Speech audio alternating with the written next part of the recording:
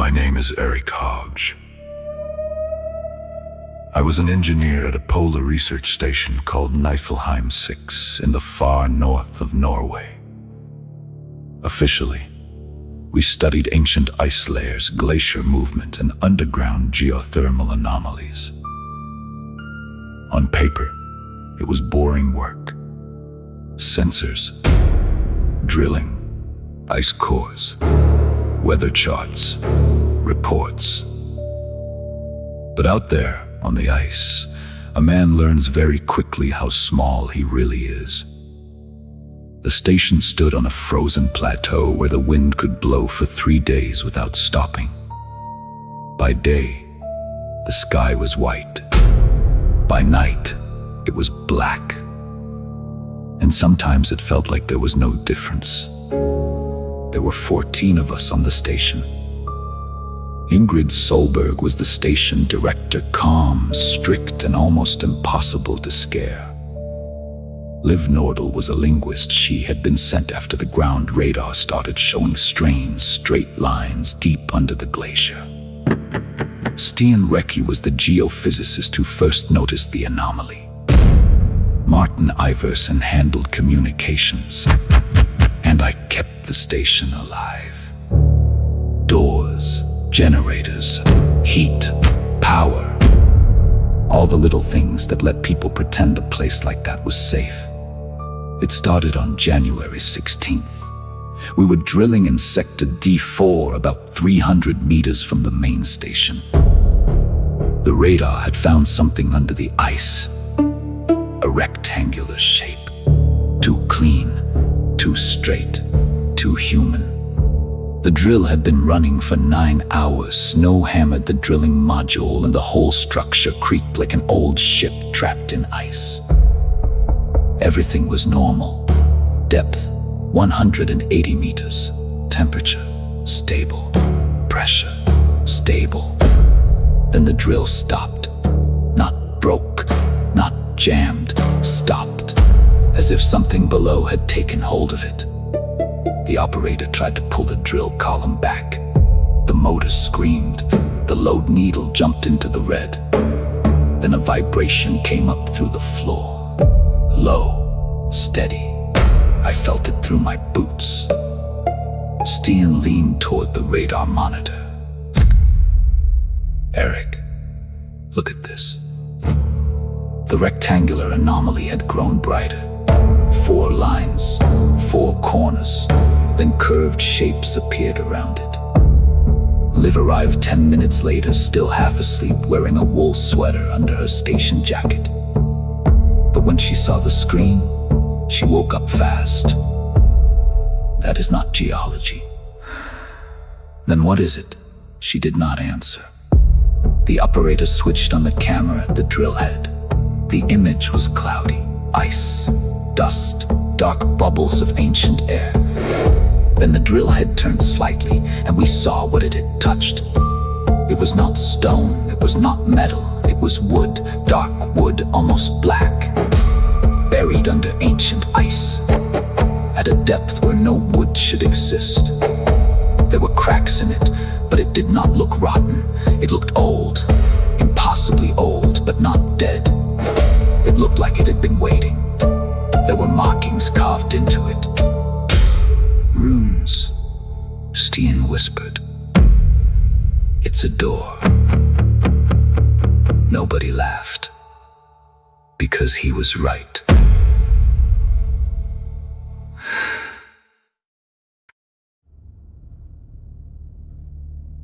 The next day, we widened the drilling chamber. Ingrid's official order was simple. Do not damage the object, do not open it, document everything. Unofficially, everyone wanted to see what was under the ice. The ice around the object was wrong. Normal ancient ice has bubbles, layers, cracks, dust. This ice was dense, dark, almost gray. No bubbles, no trapped air, no impurities. It did not look like a glacier. It looked like a wall. We cut it slowly. Laser. Thermal plates. Then hand tools because the automated system started to fail. Depth sensors gave different readings every few minutes. Cameras lagged behind real time. Sometimes the recording showed a person leaving the frame while that same person was still standing in front of the camera. By evening, we had cleared enough to see it. A wooden door, almost 10 feet tall, heavy, blackened by age, built from vertical planks and iron bands that had not rusted. Runes were carved around the frame. Liv stood in front of them for almost an hour. Then she said, "Some of these signs are older than the runes we know. Some look like writing made before humans learned how to write." Ingrid asked for the general meaning. A warning, a seal, a boundary, a forest, the sun, and something like, "Do not call." That was when the failures began. First, satellite internet went down. Martin blamed the storm, but the storm had been going for a week, and this had never happened before. Then the clock started drifting. Some lost 7 minutes, some gained 11. The clock in the medical bay stopped at 3:17, even with new batteries. The clock in the cafeteria began moving backward, slowly, almost invisibly, but backward. Then came the temperature problems. The living quarters became too warm. The lower technical level froze so fast that frost grew on the handrails, even while the heaters were running at full power. Water froze from the bottom of cups upward. Steam from the showers rose to the ceiling and turned into thin white threads of ice. Then something started knocking in the generator room. Not machinery. Too steady. Knock, pause, knock, pause. Whenever I went down to check it, the sound stopped. The moment I left, it came back. On the third day, the old internal speakers came alive. First static, then voices, broken words like someone talking underwater. Martin checked the system and said it was impossible. Half those speakers had been disconnected a year ago. At night, the hallway lights started turning on by themselves. Not all of them. Every other one. A long line of light leading from the living module to the lower elevator. Click, pause, click, pause. As if the station was showing us the way down. As if something wanted us to follow.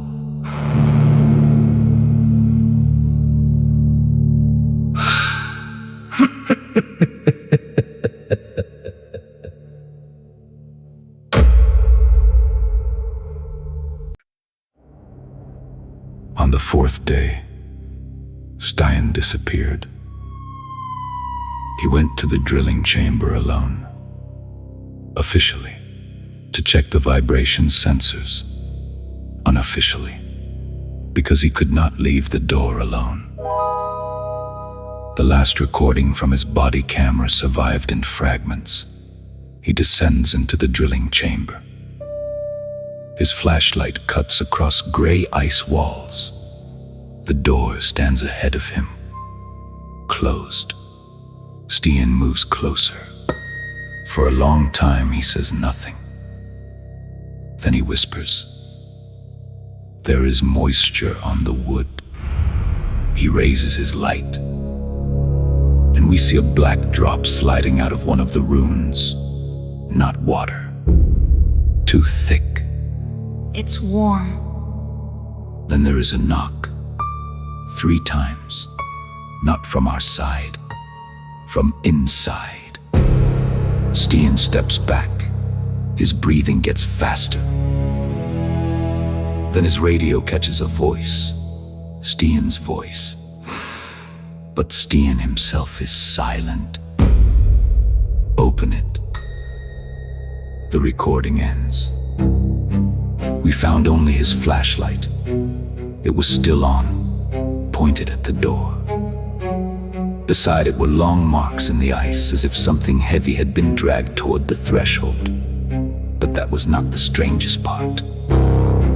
There was a new rune on the door. Fresh, dark. Liv saw it and started crying. Ingrid ordered the drilling chambers sealed. But by then, the door had changed. It was open only a little. Just enough to make a black gap between the door and the frame.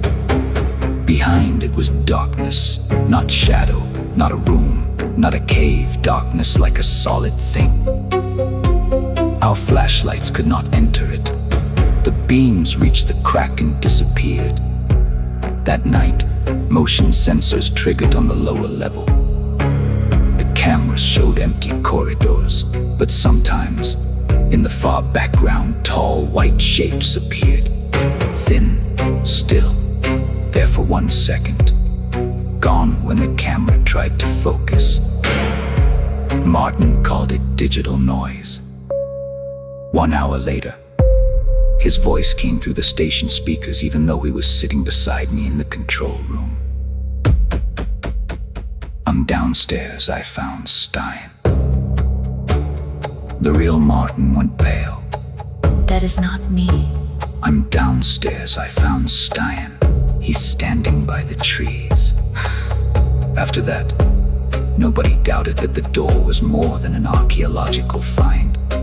On the 5th day, Liv finished the partial translation.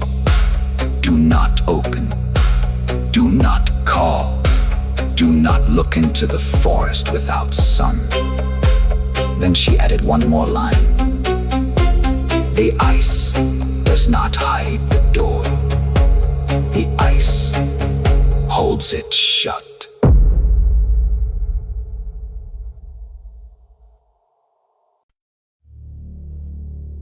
That was when we understood. The door had not been buried by accident. The glacier had been built around it, layer by layer. Century after century, like a lock, like a seal, like a prison.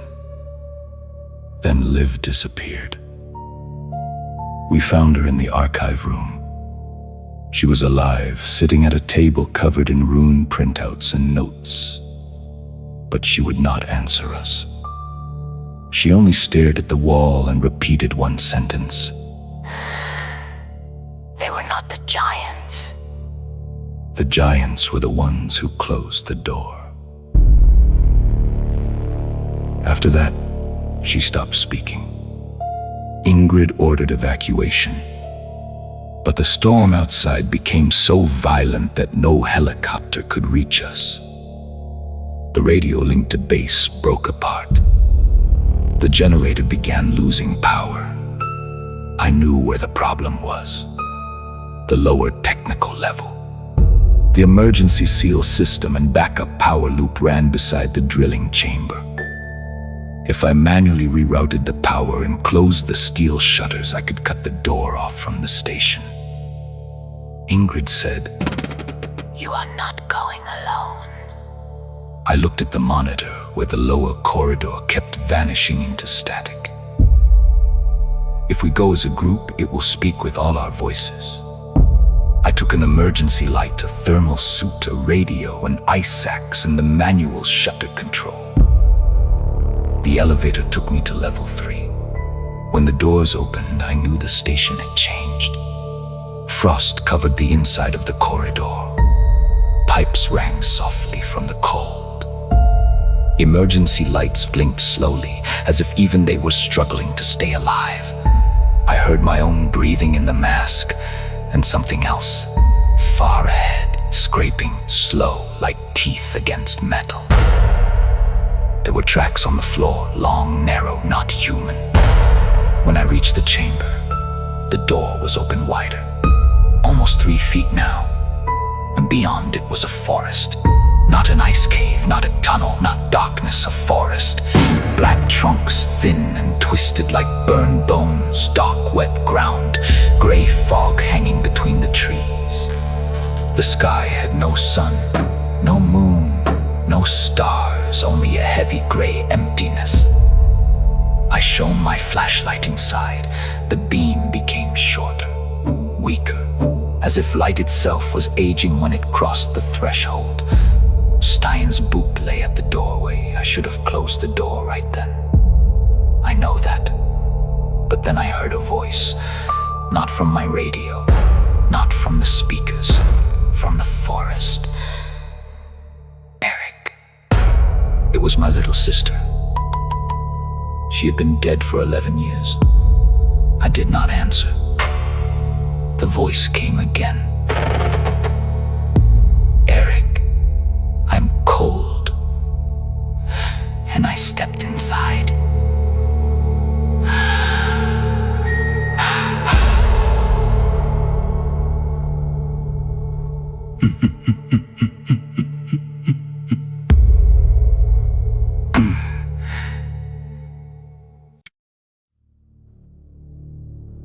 I only took a few steps,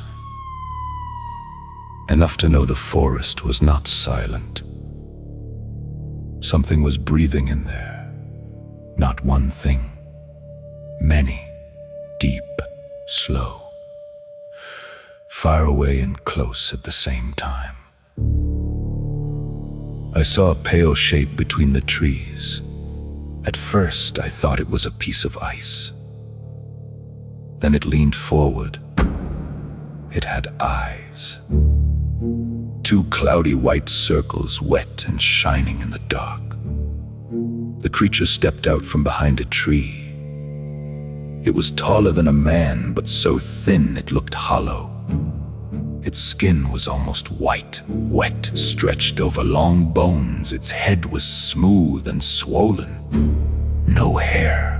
No ears, dark hollows around the eyes. Its mouth took up almost the entire lower half of its face. It did not open like a human mouth. It pulled apart. Inside were long bone-like teeth, uneven and wrong, as if the mouth kept trying to grow itself again. It did not look at me like an animal.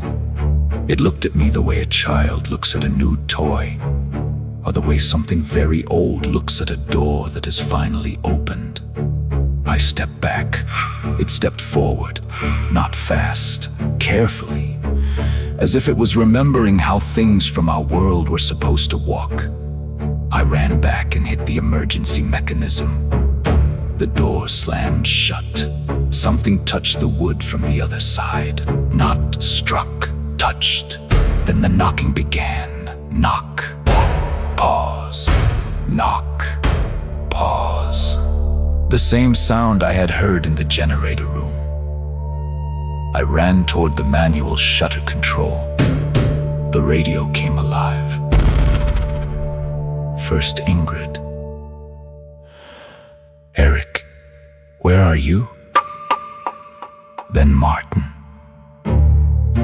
Don't listen if you hear me downstairs. Then Liv. The giants kept the door closed. Then my sister. Eric, you left me there.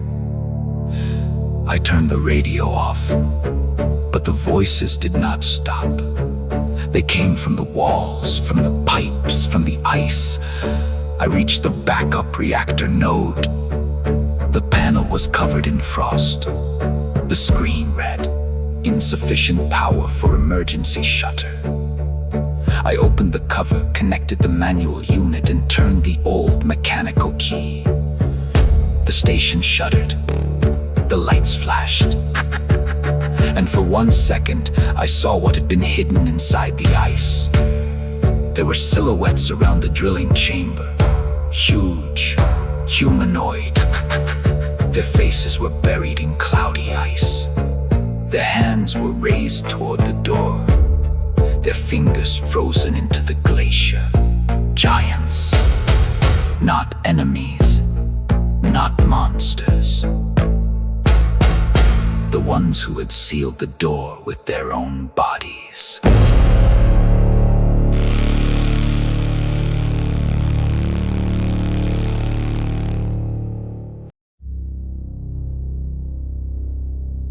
That was when I understood. The thing I had seen in the forest was not the master of that place. It was small. It lived near the threshold. And somewhere deeper, beyond the black trees in a world without sun, there was something that had made giants build a prison out of ice. I activated the emergency shutters. Steel plates began closing around the drilling chamber. The wooden door groaned. The rooms burned with a dead blue light. Something spoke from the other side. Not with my sister's voice, not Ingrid's, not any human voice. It was too low, too wide, as if the forest itself had learned to speak. It said one word. I did not know the language, but I understood the meaning. Open. The shutters sealed shut. The station went dark. I woke up in the medical bay. The storm cleared 6 hours later. A military helicopter evacuated us. 9 people left the station. There had been 14. Liv never spoke again. Ingrid would not look me in the eye all the way back to base. The official report called it a geological anomaly. Structural failure in the lower sector. Personal losses caused by an accident. Niflheim 6 was sealed. Sector D4 was filled with concrete and ice. The files were classified. I went home to Tromsø and tried to live normally. For a while, I almost did. 1 month later, an envelope arrived with no return address. Inside was a piece of old black wood. A rune had been carved into it. I showed it to a specialist in ancient northern languages. The old man stared at it for a long time. Then he asked me where I found it. I said I didn't know. He went pale.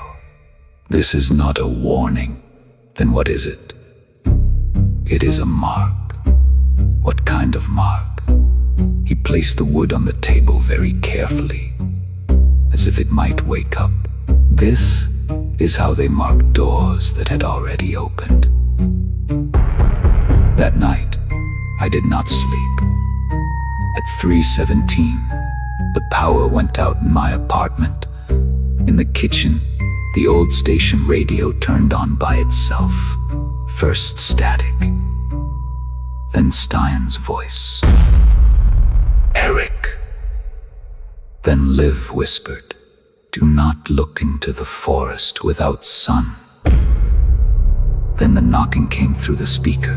Knock, pause, knock, pause. I sat in the dark and looked at the window. There was no city outside. No street. No lights. Only black trees. And a gray sky without sun.